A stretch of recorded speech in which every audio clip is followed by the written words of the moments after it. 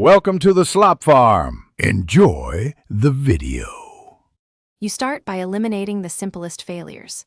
Plug the original USB cable into a known good 5V/1A adapter and charge the Arctis 7 for about 4 hours.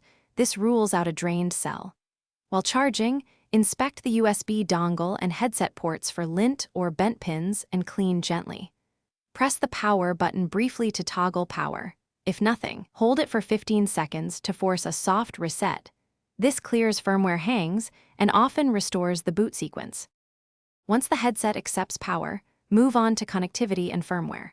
Power off both headset and dongle, then reinsert the dongle into a direct rear panel USB port to reduce interference. Power the headset on and watch the LED for pairing. Make sure Steelseries engine or GGS is installed, then run firmware updates with the headset connected by USB. Updates fix bootloader and radio bugs. If wireless still fails, test wired mode by connecting the headset to PC with a USB cable to confirm audio and charging functionality. Complete the repair by isolating hardware faults and documenting results.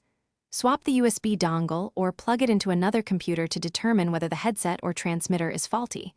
If wired audio works but wireless does not, the dongle likely failed.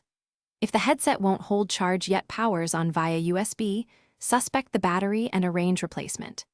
If all else fails, contact Steelseries support with your serial number, purchase date, and exact LED behavior.